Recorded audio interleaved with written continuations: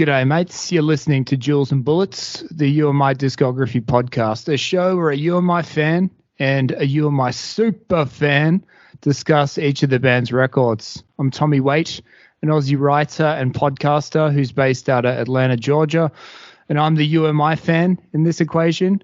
My co-host and You and My super fan is Sydney-based Johnno Duncan, the host of the Progressive Rugby League Podcast and general man about town. Johnno, how the bloody hell are ya? I'm doing good, Tom. How are you, mate? How you been? Yeah, good. Busy. It's been a while between drinks, between episodes, so I've had a good few weeks to sink my teeth into Hourly Daily, which I've thoroughly enjoyed. So, yeah, that's what we'll be getting our beaks into in episode 3. We're talking Hourly Daily from 1996. Before we get stuck into the record, a regular disclaimer, myself and Johnno are in no way affiliated to UMI. We're just two fans talking music for the love of the game. If you found this show, there's a good chance you're already familiar with the group known as UMI, but if not, listen to their records, go to their shows, send them all your money and love. They bloody deserve it. Johnno, you give off the vibe of a nervous lawyer. Anything to add to that disclaimer? No, nothing at all. That's absolutely perfect. I was just thinking, you're right, it has been a few weeks since we chatted. And I actually do have a related story to share, and it's one filled with regret, if I may. Bring it on. So during this hiatus, it was about 3 weeks since we've last spoken, I went to see a Hard-Ons gig. Now, Hard-Ons are led nowadays by Tim Rogers, and it was a gig in my local hood in St. Peter's in Sydney. So I thought it was kind of a last-minute decision. I decided to go down late one Saturday night after the footy and just kind of check him out. I've never really seen him. Tim's been leading the band for the last year or so, and I thought, yeah, a good chance for me to check him out. And so I went down to the gig. There was like a semi-final of the rugby league on, and I walked into the bar, and there was still 5 minutes to go. So I was just there by myself. So I just parked myself in front of the bar with a beer in hand, just watching the last 5 minutes. And then a tall man, sort of strides up beside me and parks himself to my left, 1 meter to my left, and watches the football next to me. And so it's Tim. He's wearing his, cowboy hat. He's, half an hour away from the gig starting. And there I am going, okay, what am I going to do? I've got to say something. What am I going to do? He turns around and then orders from the bar. And I'm like, damn it, I should have bought him a drink. That was exactly what I should have done. So I missed that opportunity. So then he's there, turns around again, watches the footy, and I'm there thinking, okay, what am I going to say?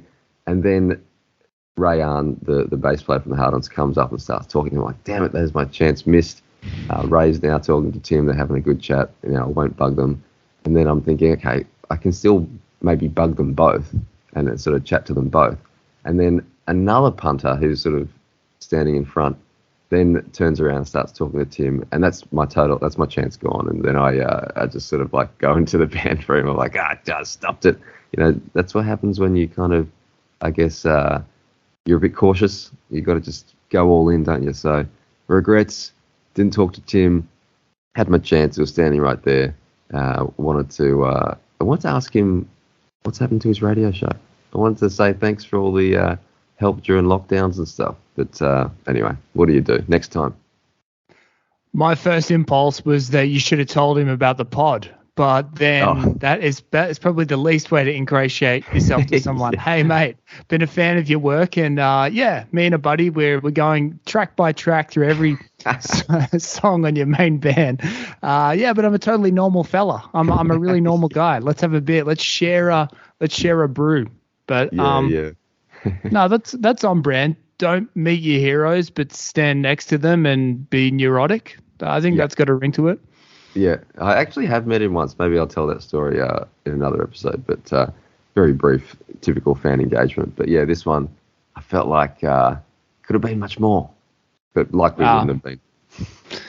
No, the time will come. There will be a proper meeting of minds. We'll get to that meeting, the prior meeting that you had in another ep for sure. Yeah. I think I shared my Tim meet cute story in LA last ep, but yeah, just for any new punters, the format for this show is we'll just discuss a few notes on what led up to the recording of the album.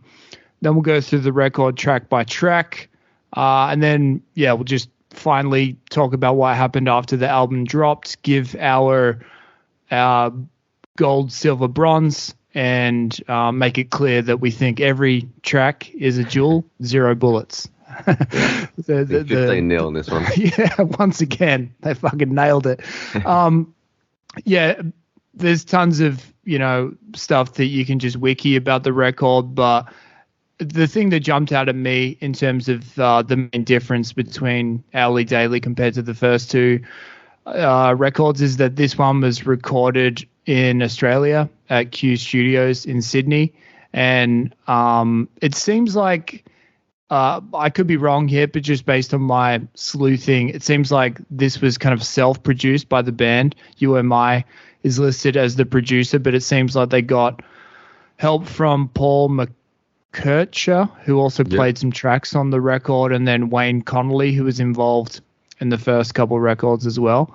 But yeah, I felt like that because in terms of interviews with Rogers about the inspiration for Hourly Daily, he talked about being on tour overseas and feeling nostalgic and homesick about Australia. And so it's interesting to think about the songs, or at least the themes or lyrical content was perhaps inspired by his time overseas, but he was able to kind of like him and the band bring it to fruition in Sydney. So that was really the only kind of main thing that jumped out at me in terms of potential useful insight about the recording of the album. But I'm sure, Johnno, you've got some more nuggets up your sleeve.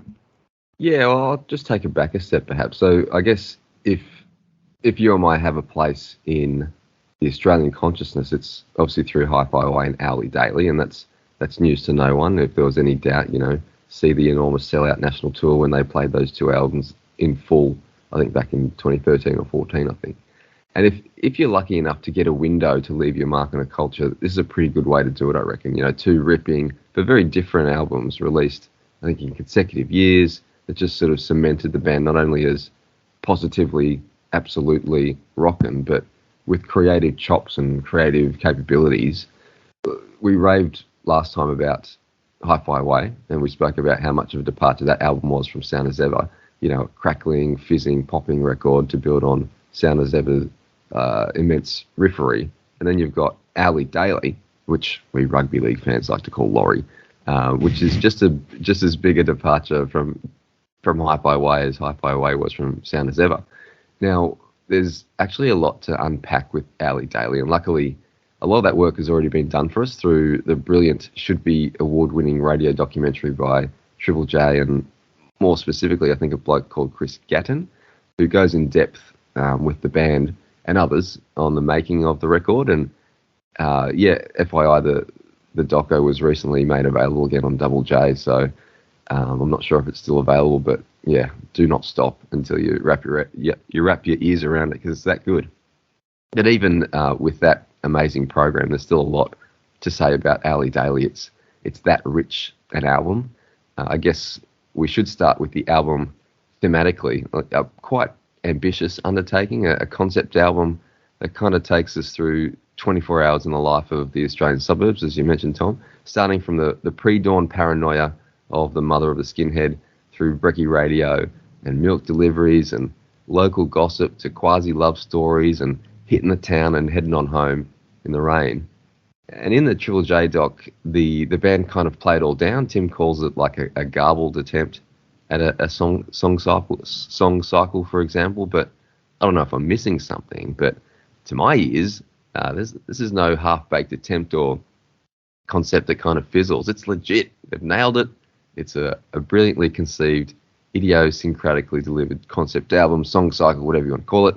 And although this is UMI's most popular album, I think it's the only one to go platinum, and is considered, a classic.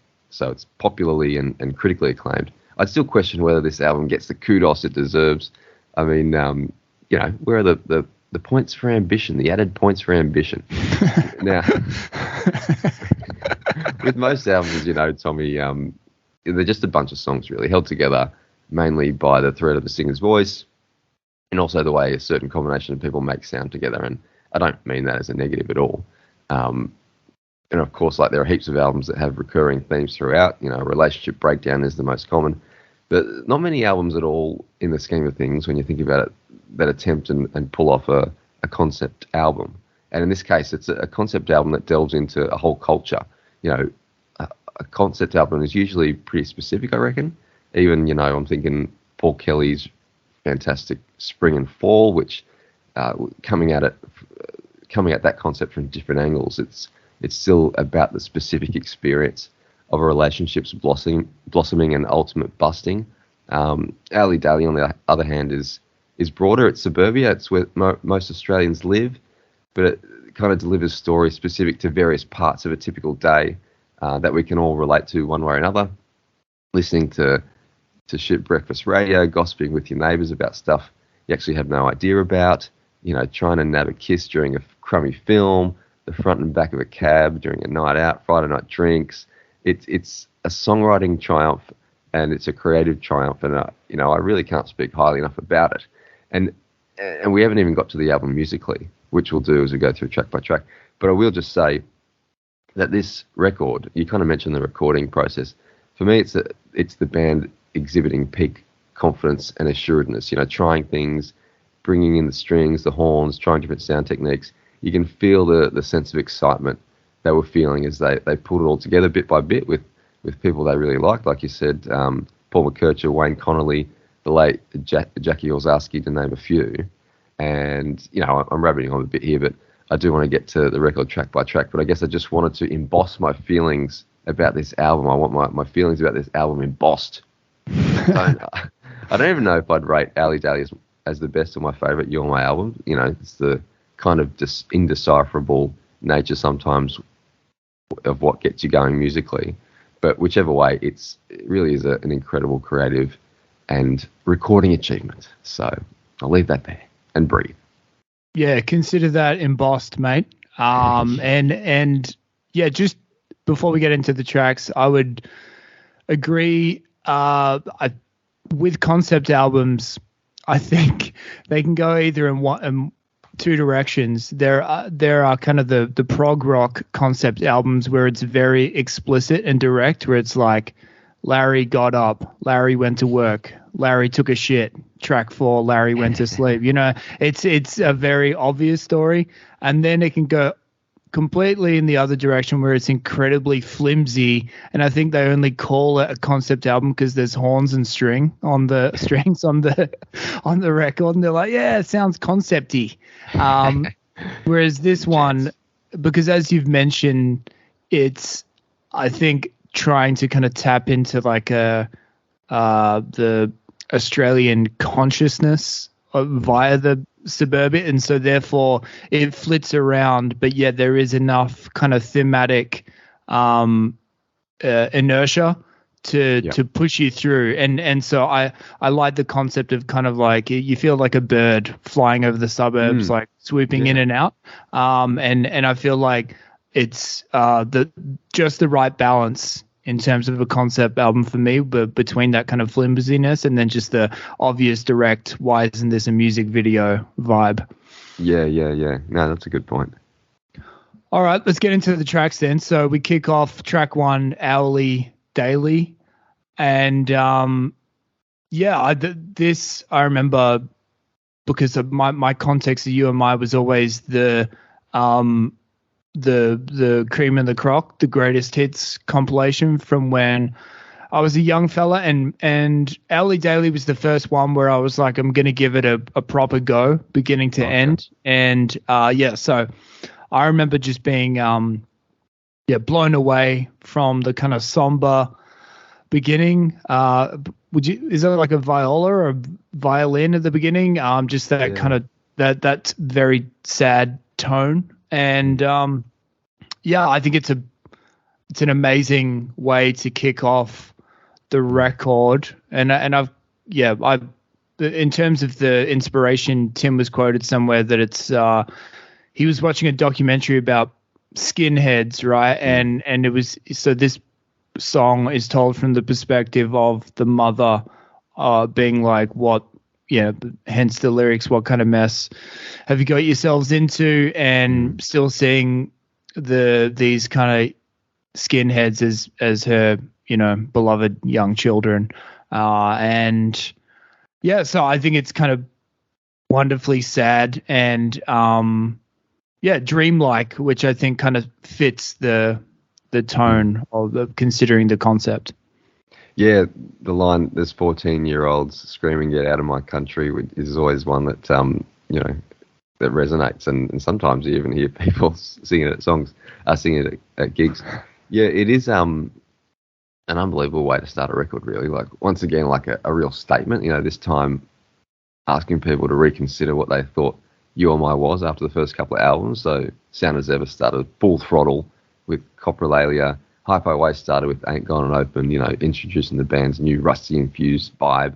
And Ali Daly starting with, the title track, an uneasy, kind of trepidatious track, but, yeah, lush and beautiful all the same. And as you say, it's about the mother of a skinhead, and I guess the non-stop worry and the feeling of helplessness or powerlessness that would come with seeing your son lurch into, I guess, white supremacy or something, And I feel like the subject matter of that song is even more pertinent in the 2020s than it was in the 90s. It's an amazing song, and really a superb start to the album. And yeah, you could consider it, as you say, as I intimated earlier, as like the pre-dawn reflections of a racing mind that comes from, many sleepless nights of worry. And then the alarm sounds and the thrills and the spills and the mundanity of a typical day in suburbia is all about to kick off. Yeah, and the 14-year-old screaming, "Get out of my country." I guess because I listened to this album properly after the Cronulla riots and then kind of retraced my steps. I was like, it's kind of prescient in a weird way, considering that was all kind of on the horizon. And as you mentioned, still kind of part of Australian culture in some way, shape or form. And yeah, thinking back on kind of the journey of the track by track experience of the album, I had this weird dream a few weeks ago where I was like in a weird fantastical art house film that felt like it was directed by Salvador Dali, and it was starring Tom Barras, the fullback for the West Coast Eagles, my AFL team of choice, and it was bizarre and fucking nonsensical. And then my alarm went off, and then my day started, and but for a while I was completely in this different reality, and I wasn't necessarily embodied in Tom Barras, but I was in a completely different state of mind, and it was startling and fucking psychedelic and weird, and then it was gone in an instant when I woke up. And so I felt like that it's cool to kind of consider this where you're perhaps you're in the mind of someone, or perhaps this is just a dream of someone where someone is kind of embodying a completely different life of their neighbor or someone else in their suburb perhaps. So it's cool when you think about it from that kind of just a mind exploring different other lives in their suburb. Yeah. All right, track 2. Good morning. We got the alarm clock. It's the start of the day, and we've got a track that's built for the mosh pit. This one you can give. This is the leg workout for the mosh. What are your thoughts on Good Morning, Johnno? Yeah. Well, in the radio doc, this song gets a lot of love and a lot of attention, and rightly so. There's a lot to it. I think Andy Kent comments in the doc that he considers it kind of as the quintessential "You're My" song, and I get that. It's a bit loud. It's a bit sweet. It's lyrically clever. How it pokes fun at commercial radio, and all the same, I've got to say though, as someone who came to Ali Daly late, and remember I became a fan after the number 4 record. It took me a while to really embrace this song. But I think seeing it live a few times helped me get it, because actually live, as kind of Tim alludes to in the doc, it has like an extra kick, and it's quite a rocking song, and so yeah, and lyrically very clever and a great sing-along tune, I guess. Yeah, and I'm trying to understand the lyrics on a more deeper level, because I guess it's one of the poppier upbeat numbers, and I guess as far as I can gather, my limited education and brain capacity, but it seems like he's kind of singing about the love-hate relationship that you have with the radio, perhaps, and that it's kind of it's cheesy but yet and I don't know, repetitive, but yet you find it comforting, and it's kind of a necessity, and it allows you to kind of feel a connection to other people through music and people just talking shit. And am I on the right track? Yeah, I guess so. Is that familiarity, I guess, that we all crave, that helps us get us started, I guess. But yeah, it also pokes fun at kind of the lameness of it, and the competitions and the usual kind of rubbish that you hear. But yeah, I guess it's just a typical kind of start to many people's day. I guess commercial radio back in the 90s was especially FM commercial radio was a huge thing, and it's probably not as big these days. I mean, it's still around, and there's still influential kind of disc jockeys. Kyle and Jackie O are still around, believe it or not. But it's probably less influential than it was, because people sort of have podcasts and Spotify and all that sort of stuff. But yeah, I think definitely back in the 90s it was even more of a cultural thing as well. Yeah, that's probably true, especially considering kind of the indie rock roots of UMI, where they probably had a weird perspective on like commercial radio, where they were like, well, we want to get there eventually so we can sell more records and go on bigger tours and all that, but then it's a different vibe from from where they came from. So but yeah, great fucking track. And the radio doc goes through this, but a famous drum fill, excuse me, from Rusty, which leads into like the rambunctious end to the song. That's a drum fill apparently that he gets asked a lot about, and is taught in drum lessons. So a bit from the radio doc, which I believe is no longer available. Well, I'm gonna keep hunting for that bad boy, because so track 3, Mr. Milk, with a beautiful at the start, which I think is kind of a sweet little way to kick off the number. Johnno, what are your thoughts on Senor Milk? It is a really sweet song.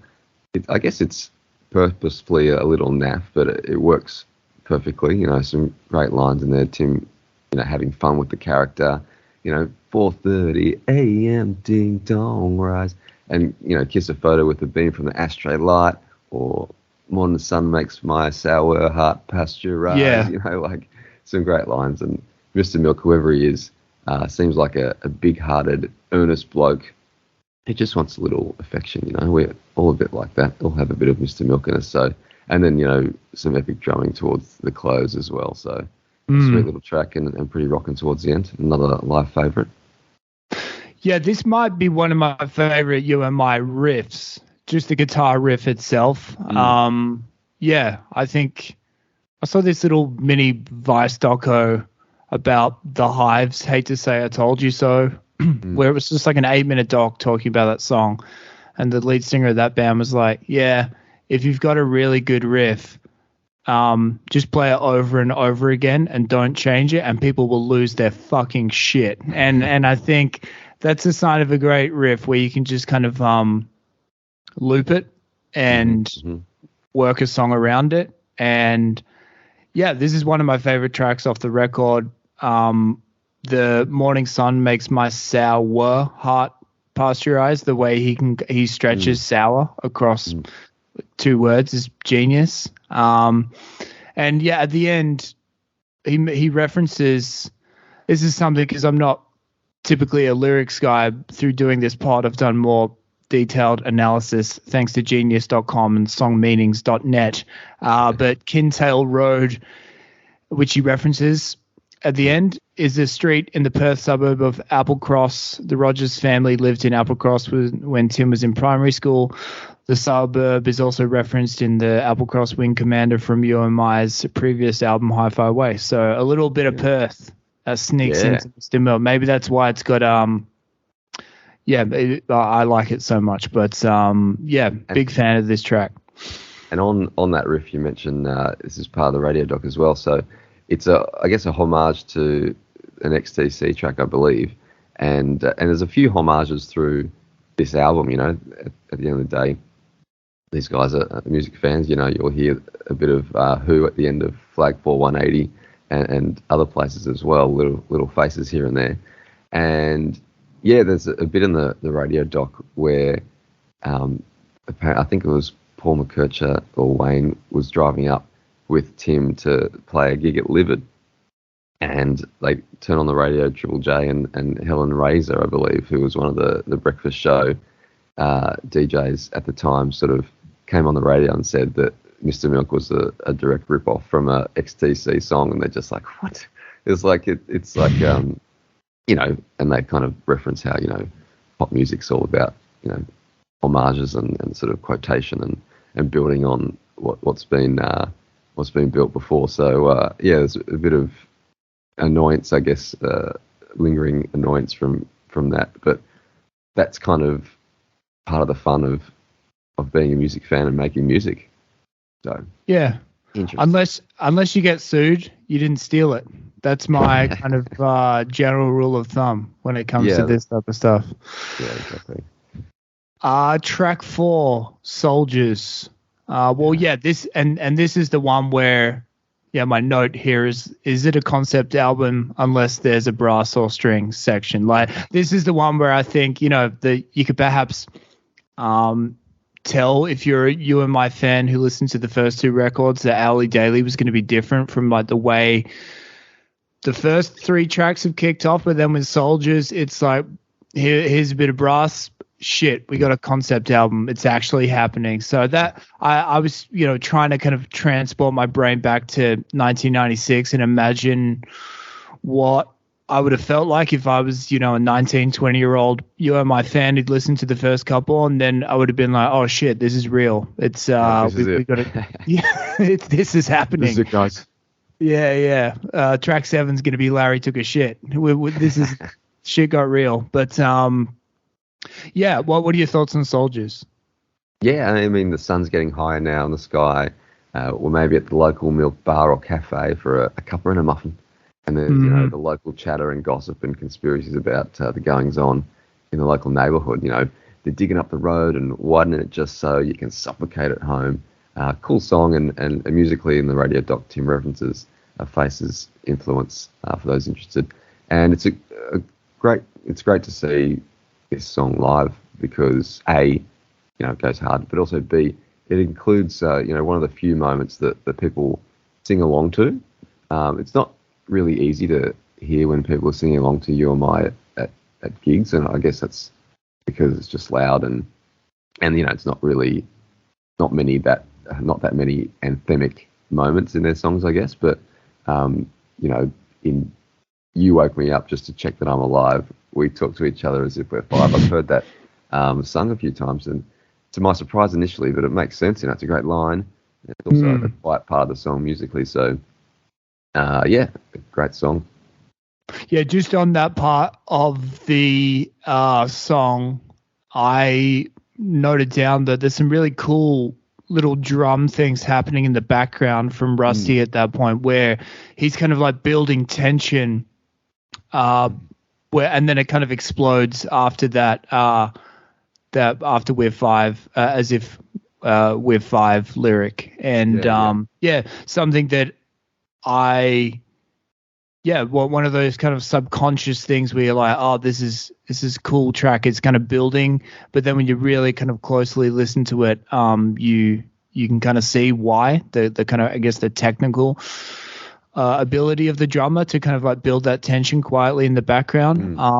And yeah, I guess in a weird way, I grew up in the northern suburbs of Perth, so like very far away from kind of any type of like inner city meet at the milk bar for a chat with the neighbor type of vibe. But at least there was a little bit like that growing up. And, you know, this is kind of the lament of every man over a certain age with the podcast, but it was different before phones.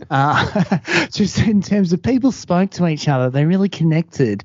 And no, but it did make me slightly nostalgic just in terms of the stuff that I would hear the adults talking about. And just the kind of necessity to kind of congregate more in public spaces, which now it's kind of like, well, Google will tell me whether it's a good time to visit the muffin shop. See how busy it is based on their graph to kind of avoid people. And in this song, I guess they're referencing the banter and just kind of gossiping that can occur, but then it in a weird way, and things like Mr. Milk and other tracks on this record did make me nostalgic for that Australia, which is now mainly due to the advent of technology is eroding pretty quickly, at least in big cities. Yeah, I think you're right. Like, to an extent, it's kind of been replaced in a way by like cafe culture, which is a very different sort of culture to the local neighborhood milk bar or whatever. You know what I mean? So it's a bit more. Is there a table ready? Oh, okay. Well, I'll sit outside. Can I get that table? Should we have a chat? Where's my, all that sort of stuff, where it's not really about, chatting with your neighbors. It's just about, having a nice meal, I guess. Or yeah. And while you're waiting for your nice meal or your latte, you're on your Instagram trying to boost those social numbers, trying to improve the metrics, baby. All right. Track 5, Tuesday. Big fan of this one. Johnno, what are your thoughts? Yeah, when I think of Ali Day, there are a few songs that I think really embody the concept of the album, obviously the title track, but Tuesday is one of them too. It's another cleverly written song. The character here sees and hears everything, has their ear to the ground about all the goings-on within the neighbourhood. We all know someone like that, and sometimes we are that person. It's that kind of weird obsession. You can become addicted to investigating every sound and finding out every detail of what's going on around you. The character here at least kind of recognises it, I guess, which I think is a great finishing line. I could do a lot more with my time, but you should hear what's going on outside. And then we get to the cool horns to take us out. So it's a super song. And interestingly, there's an alternate version that was released with the Super Unreal reissue with a different set of lyrics. I think it was previously unreleased. It's a good version too. It's to the same tune, but the lyrics are more kind of needy and maybe doesn't quite fit the concept of the album as much as the album version. So worth checking out all the same though. But yeah, this song kind of fits in with the album, and yeah, I can see a bit of myself in that person, and I don't really like it. Well, yeah, I think there's tons of other tracks on this record which I think are explicitly in homage to the Kinks, whereas this I think is more kind of like a Sgt.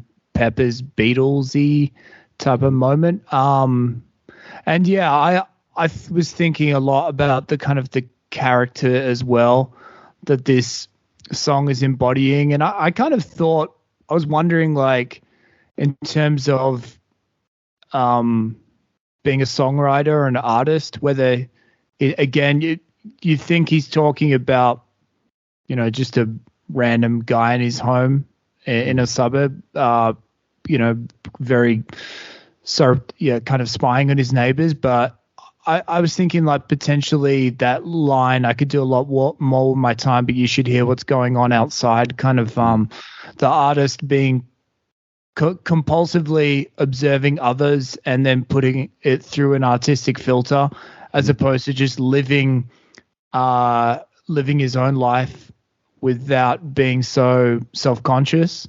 And it seems like someone who's kind of obsessed with like processing other external stimuli as opposed to just being able to like live his own life. And so I was wondering, I've never been on tour as a muso, but I've had benders on a weekend, and after that I do feel a little fragile, and it's nice to just chuck a sickie on Monday and then be paranoid about your neighbors. So if you'd been on a 3-month tour and then come home, I'd imagine that and then it was like, where's the big boss man from the record company? He's like, where's the next record, Rogers? You potentially might be feeling a little like the character that he seems to be writing about in Tuesday. Yeah, that's a good point. Like, I guess when you're someone creative and you're kind of always observing, it becomes almost your job in a way, and you kind of maybe become a prisoner to it. Like, oh, that guy's wearing red. He was wearing red yesterday, whatever. You're kind of always in the observation mode. So maybe it's a bit of that too. Yeah, there's a Triple J like a version performance from about 5 years or so ago, where they did it kind of acoustically, which is pretty good. And they get that guy Stevie Hesketh, who used to play keys with Jet, and with a bunch of other people, and that's a cool little performance. Great track. Track 6, If We Can't Get It Together. Johnno, what are your thoughts? Well, in my mind, it's probably not the case, but in my mind, the characters in If We Can't Get It Together are the same characters in Kathy's Clown. Remember we talked about the the gym junkie and the librarian. Right. Yeah, they're a nice enough couple. They've gotten together. They think they can make it work, but the rest of us, we're just not convinced. There are so many great lines in this song. She's every line's almost a cracker. She's practically saying "I do or I will" because she don't know how to tell him, and she's going off a pill. If we can't get it together today, she's looking for his heart while he says the other way. And then, the final song, we'll just settle for a mobile home. They're a good record store, a public phone. What can you say? But yes, what a great track. Yeah, no, I love it. This was another one I remember, like the early days of getting into this record and then cranking it in the car, driving around the Joondalup area. But it got me thinking, like, slut shaming. Could they sing this song now? This came out of left field, but I was like, yeah, because I want to let the record state that I am extremely pro slut. I think sluts make the world go round, and I think that in the context of this song, it's kind of like as you mentioned before, let's assume it is the Kathy's Clown couple. The gym junkie is kind of like being really harsh on himself. Like maybe his ex-girlfriend cheated on him and he's like, oh, she was a slut. Like he's he's potentially, maybe he's slut shaming in it, but I don't think Rogers is promoting slut shaming. But It's interesting where that's definitely a word where you heard it a lot more in the 90s and it was thrown around a lot more. Now there's been a slight shift in the culture. And I mentioned this on one of the, I don't recall which track it was off the first record, but it was this is a head nodder of a chorus. I defy you not to nod your head. You might not dance, you might not jump, you might not sing, but you're nodding your head. You're nodding, baby. You're nodding. It's chiropractically correct. Totally. It's a nice easy one. But you're definitely nodding, and we might as well do it next week because we've met everybody that we're ever going to meet. Oh yeah. We've all been there. And oftentimes when you've been thinking that, you're completely wrong. But you, it's the type of thing you say when you're feeling mildly depressed and slightly pessimistic about your future, and you're trying to drag the person you're in a relationship with into your mental turmoil. So that's the type of thing you say when you're in that state of mind. So yeah. Well, on that lyric you mentioned, so what's the word that goes? His daddy's a nut. His ex-girl is a slut. And he'll be yours forever if you just get together. I guess in that it's like the language of suburbia, I guess. And would they sing it now? I mean, they do. They still do play the song as that. Would they write it now? Yeah, probably. I don't know. It's an interesting question. But yeah, in the song also there's reference. It's quite a Sydney song. There's reference to 470 to Circular Quay, which whenever I'm in the city and I see the 470, which still goes to Circular Quay, this song comes in my mind. So it's a beauty. On that bus, if there's some roadworks ahead, do you ever tap the driver on the shoulder and go, "If we can't get it together, mate"? That's right. When I see roadworks, I just start singing Soldiers. So my whole day I'm singing Alley Daily. Beautiful. Well, track 7, moving on. Another driving track, Flag for $1.80. Man, this one, prior to us even having this idea to do this podcast, I had found this UMI YouTube channel guy kind of compiles lots of UMI live performances and just ones from ages ago in the 90s or whatever. And there's this live version of this track, which is kind of, because for me, this is always just kind of like the beginning of the middle part of the album where you put it on in the background, but none of your favorite songs. But yeah, through that live version, the song really swinging 60s, baby, kind of Austin Powers vibe. But yeah, really cool lyrics. And the tidbit that I got from my digging was that when Tim was a child, he wanted to be a cabbie. So this was him kind of potentially imagining what type of cabbie he would be, or just exploring that kind of that future that didn't come to fruition. What are your thoughts on Flag for $1.80? Yeah, I think you're right. I mean, in the radio doc, Tim references that when he was a kid, he wanted to be a cab driver, and yeah, in terms of the flow of the album, I guess the sun is setting now, and yeah, it's another example of Tim's creative approach to the subject matter, I reckon. Looking at inner city and suburban culture from different perspectives, from a milkman earlier, from gossiping locals, and now from a cab driver, and they reference the cool skiffly rhythm of the song, which is a highlight of the song, and then there's the Who homage at the end with the massive drum ending, which is awesome as well. So yeah, super track. I've only seen it live once at that Ali Daly Hi-Fi Way kind of anniversary gig. So I'd love to see it. I might check out that YouTube track. It's making me excited. Yeah, I'll find it. I don't believe it was Recovery, but it was a Recovery-esque type of program. Right. But they had it. It was very 60s vibe where like each of the band members were on their little standalone podium, and then the dance floor is kind of with them, and then Andy was kind of doing the Beatles mop top kind of head shake as well. So they were grooving, baby, and I was liking it.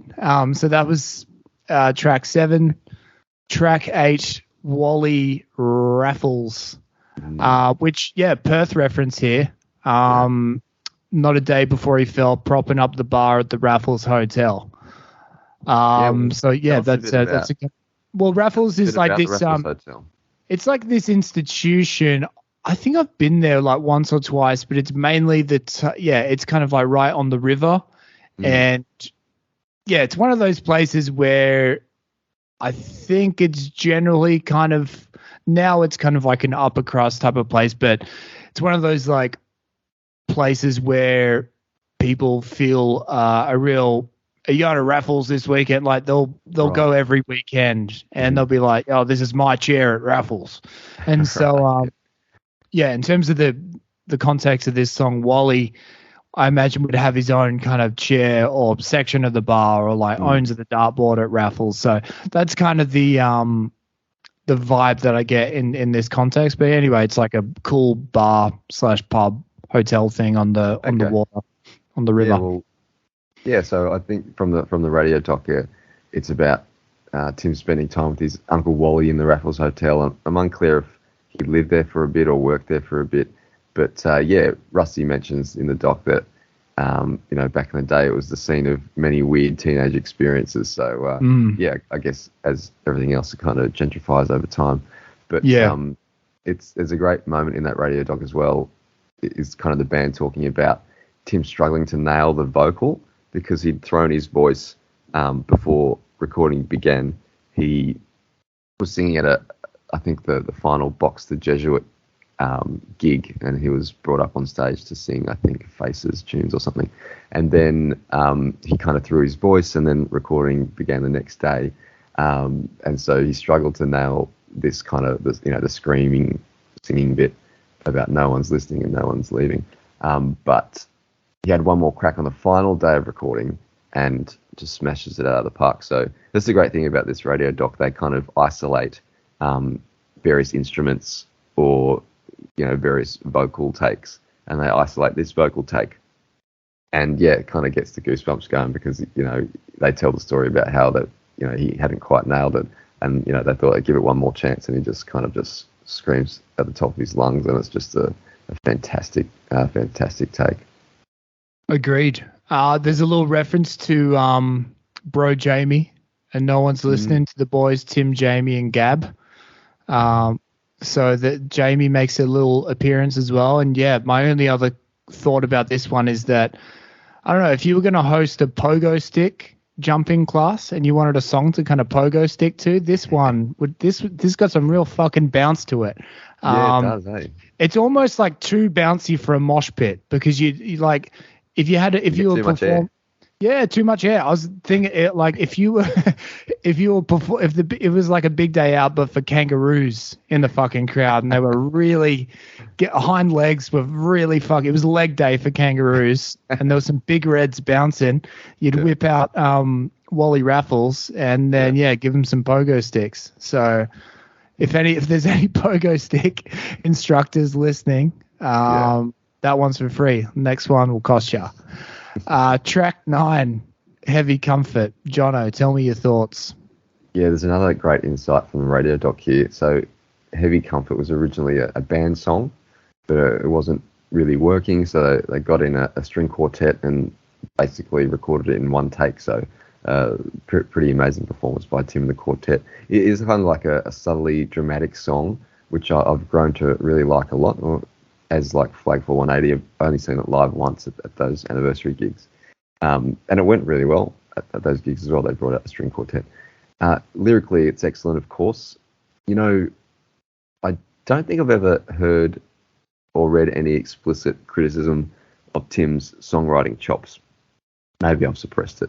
But I've heard criticisms through Tim in like interviews, etc., where he shares things he's heard or conversations he's had with record company people, and mostly it's been about him having too many words in the song, something like that. But the main line in this song, I reckon, proves that he can be concise as the best of them if and when he wants to. The line, for 40 seconds a day, I was sure that we were feeling nice. 40 seconds a day, I was sure that we were feeling the same way, is a killer line. It basically tells you all you need to know about the state of a relationship, the past, the present, the future. You know exactly what's going on in that relationship. It's a fantastic line, and it's a great song. Yeah, I agree. And it's essentially about like an old hooker who's getting older, right? Is that the kind of the vibe here? I don't know. I'd never thought about it like that, to be honest. I guess I'd never delved too deeply into the whole set of lyrics. I'm just kind of dipping in and out to various things that stick out. But yeah, tell me about that. Well, there's a line about like your mouth is for sale or something. Like there's some, but it's as far as I can gather, it's something to do with a working girl who's getting older. I could be could be wrong, but yeah, on this. For me, that was always a puzzle growing up, like learning to play guitar and like struggling to figure out an open G chord. And then like one of your favorite bands would release like an orchestral tune where it's something like this, where it's just like a song and a lyric, and you're like, how the fuck have they figured this out? Like, you're trying to do the math. They're like, these guys are in their 20s and I'm 14. I'm like, I'm struggling to figure out the acoustic fucking guitar. Now I've got to figure out but you kind of, once you kind of figure out how the sausage is made, is that this was a band song, and then they just go, well, here are the chords, and I actually listened to some other Triple J or Double J doc, which came out really recently, I think in the last week, where they did kind of a retrospective of their whole career and cherry picked Triple J interviews from down the years, and then Tim was talking about like working with string and brass musicians, and they're like, oh yeah, they're like real musicians, like the standard rock and roller thing where they come in and you show them what they need to do, and they're like normal, respectable people. And then then with this track, you can't imagine it any other way now, right? It's like this is the quintessential version. You wouldn't want the mid-tempo electric version of this anymore. It's kind of the definitely the right choice. So track 10, Dead Letter Chorus. For me, this is the one where probably my least favorite. I'm not going to go as far as to say it's a bullet, but in terms of the record, I'd probably say it's my least favorite track. And I feel like what really it's one of those tracks where I really don't like the start of the track, and so the rest of the track it's trying to win me over. And it's you can't. It's kind of like too late. Too late. Yeah, but it's the mumbled lyrics at the start, which I feel like it's potentially purposeful, where he's like, everyone talks so fast and walks so slow. Suddenly in a town they don't know. It's kind of like disorientating feeling, which he's describing with the lyrics, and potentially that's informing the delivery. But maybe just because it's a little jarring, because this record is filled with like Baroque pop and then like straight up pop rock as well. This I've always found this track, like, as it goes on I enjoy it more, but the start's a rough one for me personally. Well, interestingly for me, this is maybe the first song I've really latched onto in the album, I reckon. And remembering I was late to this album after becoming a fan after number 4. And I think it's directly because of the line, "Two kids sweat as he's trying to get his lips to her neck." And, sometimes I know lines just resonate. And I was going to say that line resonated with me, but I think in truth, at that time in my life, I yearned for that line to resonate with me. I just wanted someone sweet to go to the movies with, someone with a neck preferably. But yeah, I reckon it's... you don't have a neck? Get out of here, Beryl. How much of that movie was you? But interestingly, in the radio doc, this is one of the 2 songs that's not really spoken about. There's no added sort of commentary about it. They just play the song. So I'm not sure if that's because there were time constraints, or they also don't rate it as highly, or because there just wasn't much to say about it. But I don't know. But that line always resonated to me, and it's quite evocative about going on a date with a girl. If you, I don't know, in year 9 or something, you have no idea how to act. You see or hear stories about your mates, passion on with girls in movies, but you've missed the lesson there, and you're just watching the movie, not paying attention to the movie, going, what the hell am I meant to do here? I'm sweating. The song really resonated. Hell yeah. Apologies to any necklace listeners out there. That was hate speech against the necklace community. And just before you mentioned in terms of Tim mainly being self-critical about his songwriting, and just from my online sleuthing, actually this could just be complete innuendo, but someone was saying that he didn't like his lyrics on Soldiers. That's true. Yeah, he mentioned that. yeah, I just wanted to kind of reference that. But and he also just generally shit on the album. I'm not sure. He said that like, I was listening to too much Kinks records at the time, and I'm glad people like it. I don't listen to it, which I think I'd like to think he said that. It sounds kind of pithy, and maybe he was in a bad mood. But as far as I can gather, he doesn't dislike it that much nowadays. Yeah, I think he's always been like as a lot of artists are, that they don't want to look back too much. They want to, keep looking forward and thinking like, my latest stuff's my best stuff. Stop talking about stuff I did 20 years ago, kind of thing. So I think it's probably a reaction to that. But I think as he's sort of getting older, is maybe mellowing a bit in that regard, although still kind of pushing forward and looking forward to the next thing. So it's probably in relation to that. In terms of the recording, in various snippets that you get throughout interviews, and you mentioned I think the J-Files doc that recently came out, get the sense that he, especially in these first four or five albums, he's never like 100% happy with the sound of the record. So there are bits in the radio doc that he mentions, I wish we could have done this, or I was hoping for something like this. And so, I guess it's interesting with this particular album. It was mixed. So they recorded it in Sydney in, I think, Q Studios, as you mentioned, which I think was they mentioned it was the site of where In Excess recorded a bunch of albums, including Kick. So it had that kind of, it was like really glassy and sort of spacious surround. So it had that kind of echoey vibe. But then it got mixed in LA with David Bianco, and who I think he did a Posey's record they mentioned and things like that. So he kind of references that this was the recording of this album in Sydney was the last time that he didn't feel pressure in terms of his songwriting. But in the mixing, I get the sense that he's like, he did a really kind of, that's what he does, a pristine job. He makes real pristine records, David Bianco. So got the sense that like Tim's sort of sitting there going, what do you do? I guess like when you hand over responsibility to someone to mix a record or something, like all of a sudden like it can come back and you go, that's not exactly what we had in mind, but I guess we've got to go with it now, right? So especially back then, I guess when you're tied to a record company and you're sort of sitting around an office, like, I really liked a Posey's or a Kinks record. Like, I know a Posey's guy. He did the Posey's. We'll get it. We'll pay him $5,000 or whatever it is. So I guess like you kind of hand tied it in some ways. Yeah, for sure.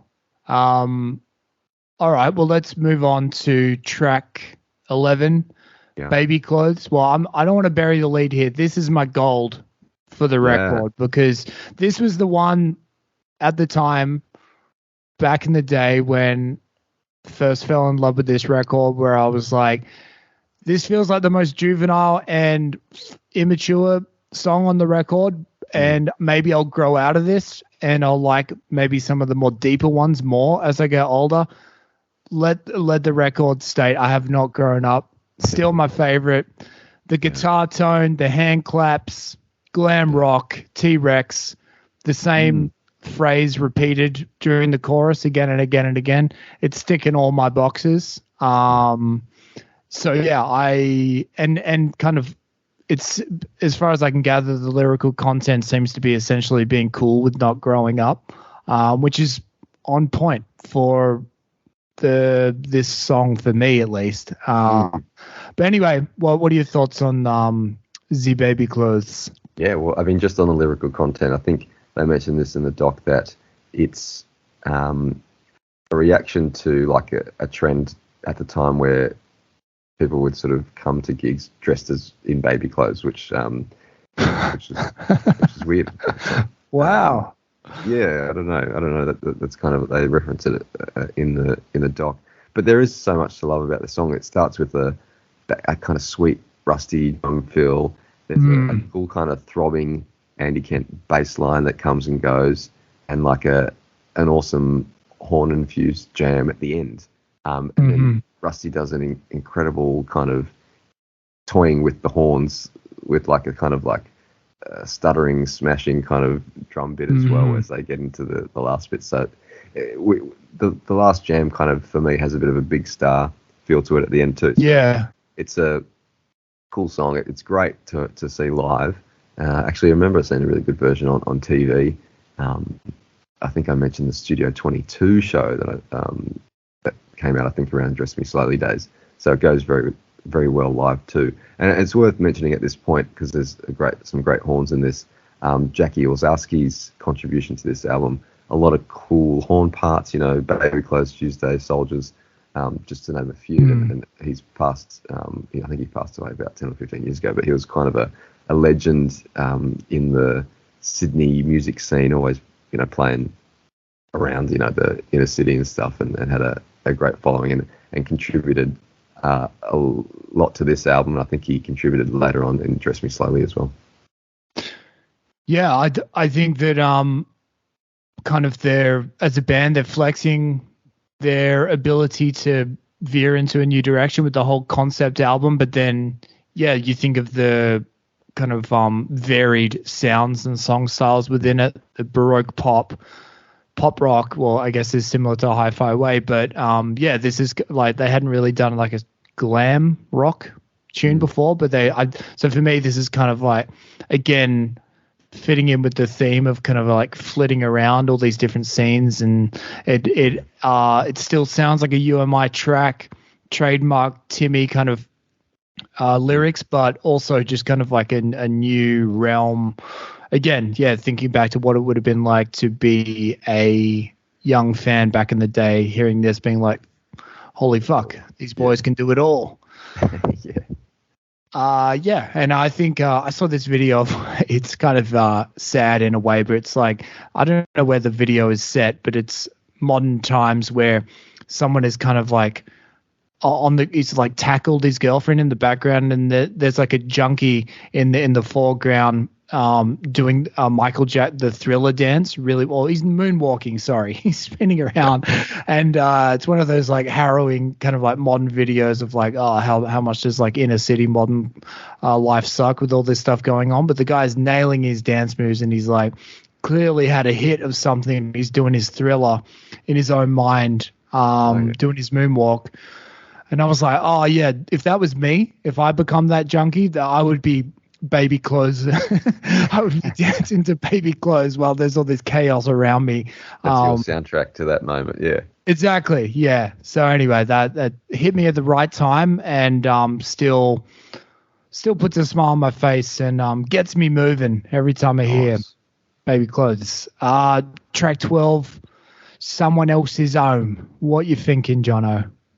Yeah, this is the other song that doesn't get spoken about in the radio doc, but I reckon it's a cool little tune with what I consider to be an awesome guitar solo. I really enjoy it. And this is mentioned in the radio doc, but I think I'm thinking of the sound of this record. When I think of the sound of this record, I think of that chiming guitar sound that permeates the whole feel of the record. And I think it's the sound of Brad Shepard of the Hoodoo Gurus 12-string Rickenbacker, I think. So it's very pronounced in Mr. Milk, and some of the solos as well, like this particular tune, and also If We Can't Get It Together comes to mind. So yeah, nice little tune. Yeah, this is one for me where, kind of just like a standard album track, and seems to be kind of about doing your own thing with your chick. It's like, we don't need to. I don't. That's the far. I think that's also the problem with.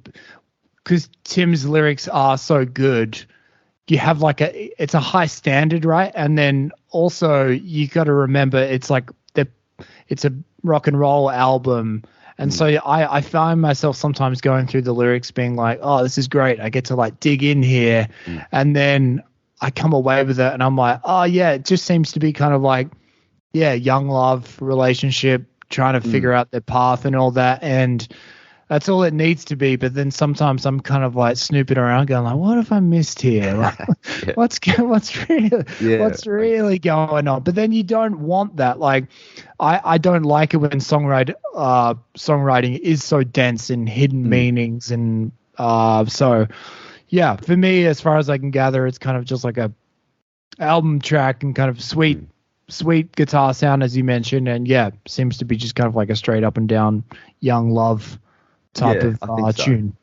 I think so, yeah. And I think the way I kind of saw it is, if we're not hot, at least we're not in someone else's home.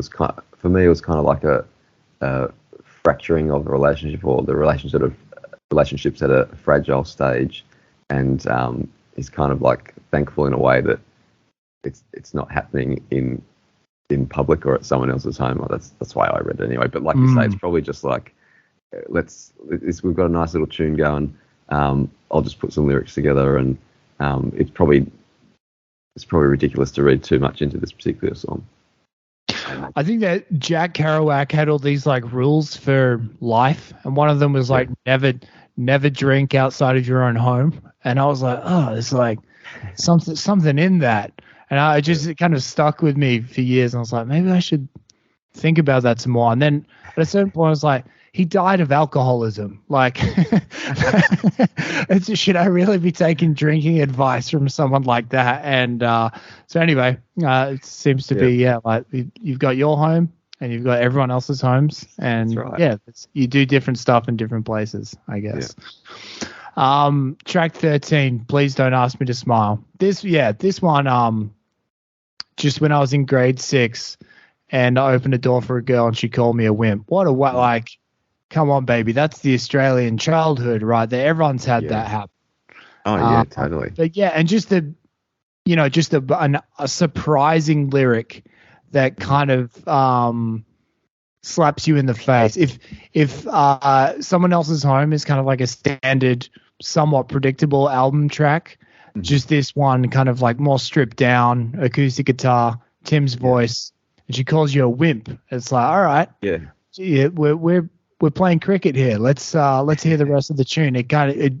This is one where it made me laugh the first time I heard it, and just a really lovable song. Yeah, and not only does she call you a wimp, but she says there just isn't need to be so fucking polite, and Tim politely agrees with her and thinks she was right. It's a cool little song. It's a nice little country ditty, and I remember reading once that this song gave Tim confidence to try his hand at some solo stuff. And you could therefore argue that what rhymes with Cars and Girls, Tim's debut kind of solo album that he did with the Twin Set, which I think came out in 98 or 99, was kind of an extension of that in a way. It has the same kind of feel to it. So, it's a beautiful little track. Yeah, this is the anthem of Timmy letting sensitive guys know that it's cool to be a sensitive guy. Yeah. This is the sensitive guy awakening, a movement. Take off the baby clothes and get sensitive. Yeah, talking to all the guys, it was like, why don't you make a record like Sound As Ever again? Like, I don't know. Yep. And exactly. Tommy, I think I mentioned in the Hi-Fi Way episode that in high school I used to have this folder which had, dividers and, all information from different classes. And on the inside and inside front, inside back sleeves, I'd write lyrics of songs. I wrote the starting lyrics to Please Don't Ask Me to Smile as like a big chunk of text. I loved it so much. But of course, classmates would be, what the fuck is that? And I'd be like, oh, nothing. But for me, I just love that song so much that I need to write it down. Yep. No, it was. I can picture that folder. If we could find that folder now, the stories that folder would tell. Yeah, that's stories. Yeah. All right, track 14. We're getting close to the end. Moon Shines on Trouble. Again, this is trying to figure out what this one was about. Is it about infidelity? This one? Is it about a dude who can't keep it in his pants? Maybe. I'm not too sure. I guess for me, it's maybe a track that was written for the concept of the album. Like, we're deep into the night now, and people are doing stuff and they're sort of out and about, and shit's going down. But musically, I think in terms of this song, it's easy to underestimate the rockin' nature of the tune. maybe because of the organ inclusion, but it actually goes really hard, the song live, so it's an underrated rockin' track. But yeah, in terms of thematically, I haven't really delved into it too much. Just for me, it's kind of fits into the album really nicely and kind of begins our kind of descent towards the end, but there's still kind of getting a bit messy and the sort of like some issues happening. So yeah, I don't know. Yeah, no, yeah, definitely the last few tracks here has a kind of a sloppy nighttime vibe. So this particularly kind of the pensive type of vibe in the verse here, euphoric chorus. Definitely you feel, that was that Jimi Hendrix thing where you could like hear colors or whatever. This sounds like nighttime, or kind of like driving at night, getting up to mischief in the city. I love the line, and all your daydream heroes are losing their hair, teeth, and halos, which kind of I guess resonates with everyone who sort of grows up and sort of admires rock bands and stuff. But as you get older, you kind of realize, they're just kind of dudes and have their shortcomings like me and the rest of us. So yeah, good line. All right, so I guess the final track as per the track listing, Who Takes Who Home. Beautiful end. I guess I'm in a weird way, it reminded me a little bit of the office that we used to work in at Johnno, and having Friday night drinks and then like being buzzed from the 6 Crown lagers that we would have in the office, and then maybe like walking to the traino or the bus station with your iPod on. Yes, we are that old. It was the early iPods, and then you playing some tunes, and I don't know, you'd kind of like maybe look at the city a bit misty-eyed, or have some kind of like, it could go one way or the other. You could be like negative about your life or your situation, but I feel like this particular track, it reminded me of my more kind of like optimistic moments, being like, oh, this is where I am now, but this is where I'll be tomorrow, next week, next year, feeling like kind of watching the city move around you, and but feeling kind of stationary within it, and actually get maybe after a long week or a long night, slowing down and being able to appraise yourself or what's happening around you. That's kind of the sentiment that I pick up from this particular tune. Well, yeah, I mean, for me, this is, I think, one of my favorite all-time my tracks. I think it's just a perfect way to end the album, but it's just a beautiful song in and of itself, and it kind of gets the goosebumps kind of rising out of the skin. They're kind of almost escaping when I hear this tune. Yeah, so it's the end of the night after Friday drinks, weird shit's happened, and now it's time to go home. Tim talks in the radio doc of the song being about him kind of pining for that Friday night after work's drink scene as he walks across the Anzac Bridge, but knowing that, he says, I've got to get home because, I'm not well and all that sort of stuff, so he can't sort of be part of it, which kind of brings an added poignancy to the song as well. And, I just love the song so much. And I love the harmonies in the chorus. Like, I always sing the harmony part during the Don't Let Me Down bit. I just think it's a beautiful harmony. And actually, Tom, between recording this ep and our previous ep, like I said, we had a few weeks, my girlfriend and I did a bit of a road trip around the capital and surrounds. And we were listening to this radio doc, through the Bluetooth, and this song came on, and I'm going so hard on the harmony bit here, and I'm nailing it just quietly. And I say to my girlfriend, you know what I want to do when we get to our place? And she's like, nah, I'm not really in the mood. I said, no, nothing like that. I want to harmonise with you. She goes, no, I said I'm not in the mood. And I said, no, I literally want to sing the Don't Let Me Down bit from Who Takes Who Home in the chorus. You know, you do the lead and I'll do the harmony. You whip out the old iPhone voice recorder. Let's do this. Let's make a record. We never did it, but I'm keen. I think it must feel really nice to sing that. I'm just not in the mood. I've got a headache. Yeah. Like, come on. I'm in great vocal form, but yeah, we never did it, but maybe one day. But I love the song so much. Yeah, cracker of a track and very fitting end to Fade to Black for what is it, like 3 minutes, and then hey, hidden track, baby. Huge fan of hidden tracks, always was, always will be, and there is. You can't really do a hidden track on Spotify. I guess you probably could, but it doesn't really have the same effect. Like the whole appeal, the surprise hidden track at the house party was always, especially when you sensed it coming, when you'd be like, oh, they don't know. In 30 seconds, and then it would come on and someone would go and turn it off immediately. I thought this was over. But huge fan of hidden tracks. So hidden track / track 16. Forget it, sister. What are your thoughts? Yeah, I think it's like a cute and kind of funny track. You know, it's perfect hidden track stuff, I reckon. You know, once again, some great lines and a really cool, excellent sort of twin acoustic guitar solo.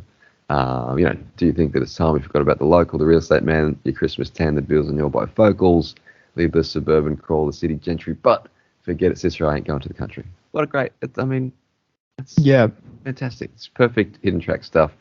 Who Takes Who Home is the perfect way to end the album proper. It's a cool sort of hidden track, a cool little bonus.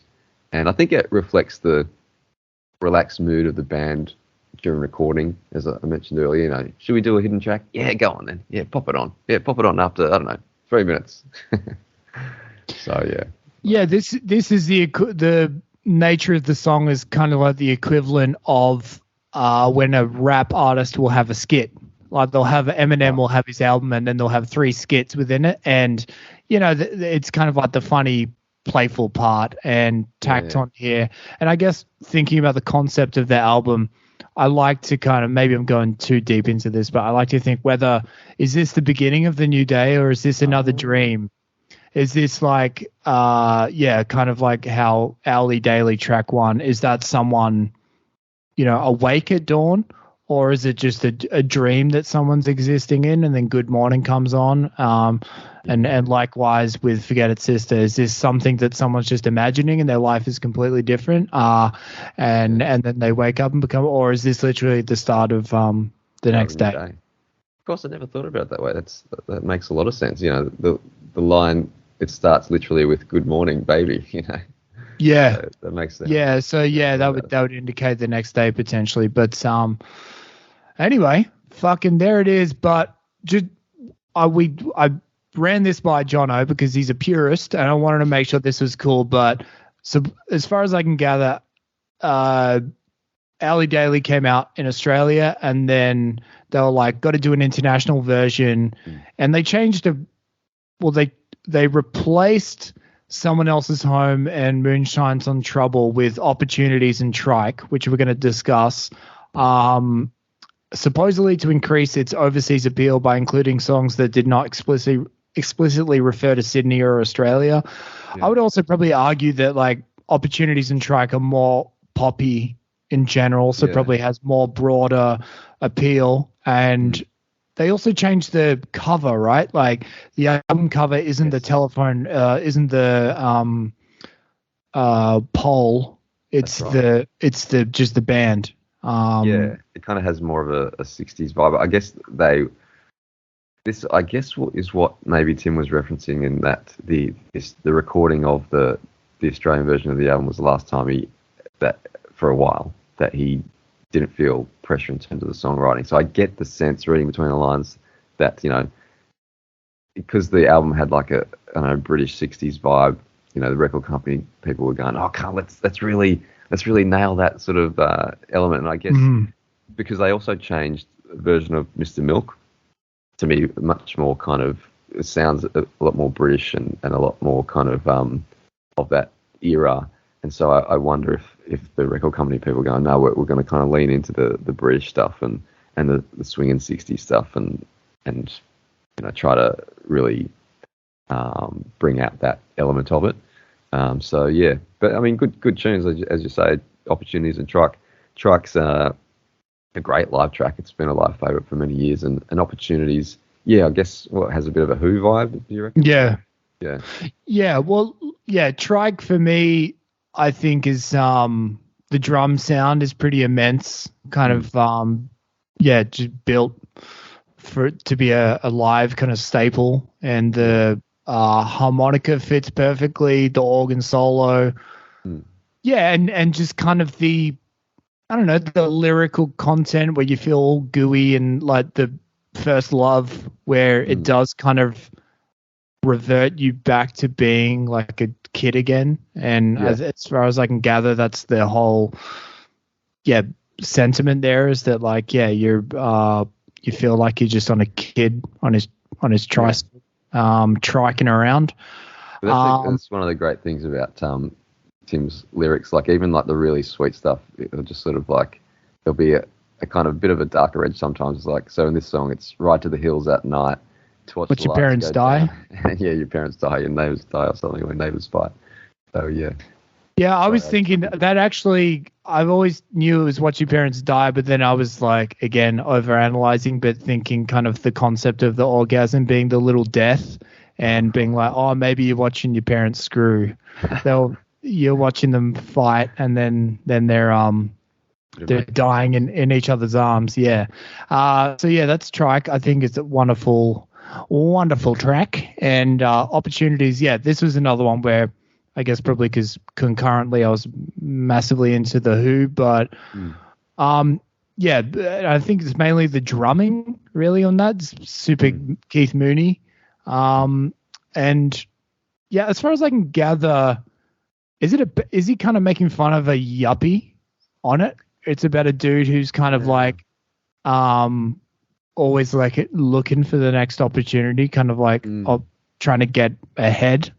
And throwing other people under the bus in the process. Is that the concept?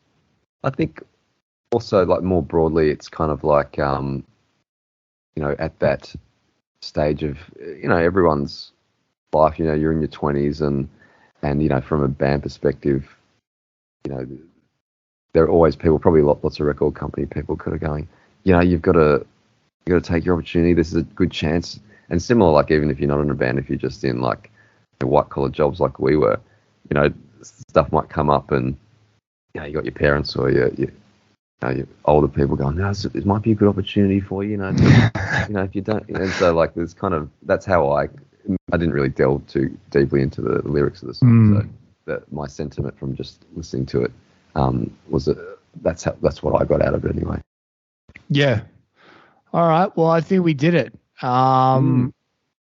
So before we get into the bronze, silver, gold, we touched a little bit on, the kind of mucking around with the international version, I guess probably to sell more records, try and get more fans overseas. It was another number one record, the band's second Australian number one after Hi-Fi Way. Yeah, and I think, like, as you mentioned at the top, this is kind of the 1-2 punch. This is the purple patch, if you will, of the band's history, where, I don't know, it seemed like a confluence of them being like, I was thinking more like, it's bands, if your first album is big, it must be extra frustrating because you're kind of like still learning how to be a band and kind of like, I don't know, maybe a little immature, but it's kind of perfect when you're like second, third, fourth albums are big, because I don't know, it's kind of like, and so I feel like as kind of like a package, mainly Hi-Fi Way and Alley Daily, they do complement each other beautifully, and shows the kind of, and I think time has been very kind on the album. still is great to listen to.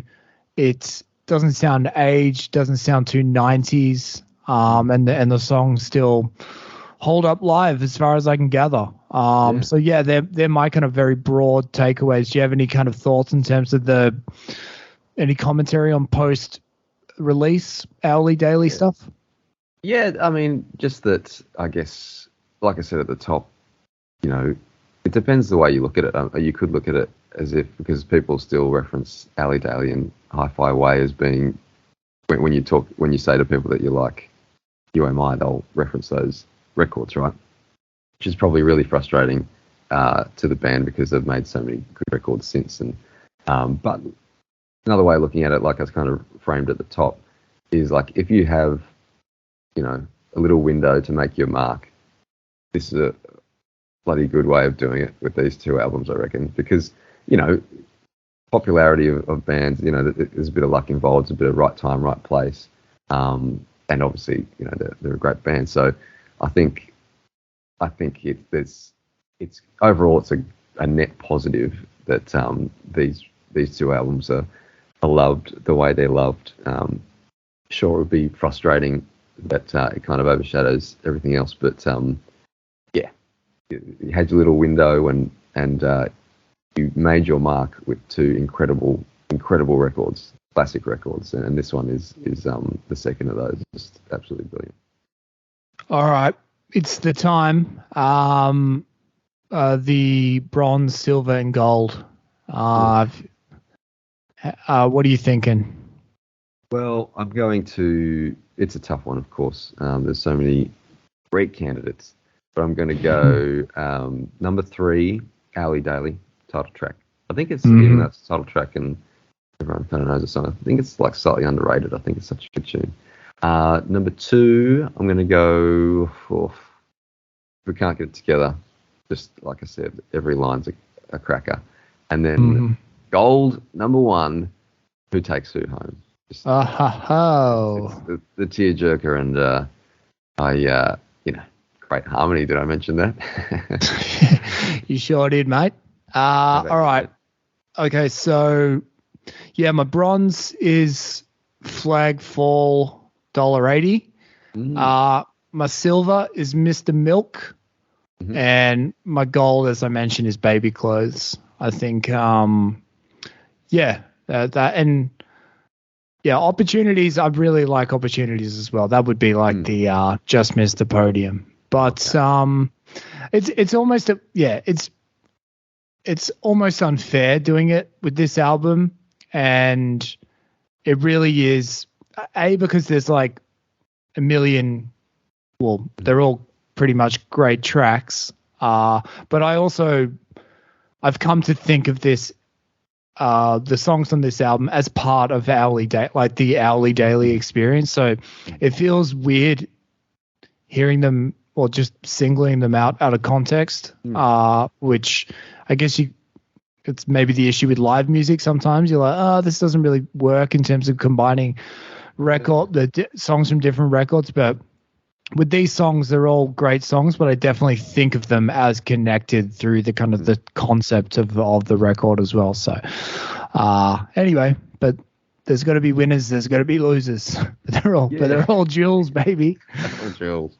Yeah, no, I think as we bring this one to a close, it'll be interesting as we go through the next few albums, because I said, sort of Tim references that this period of time, from kind of end of the Alley Daily recording process through the next few albums is when he kind of felt a fair bit of outside pressure on his songwriting, I guess, and of like the way the band was heading. So it'll be interesting.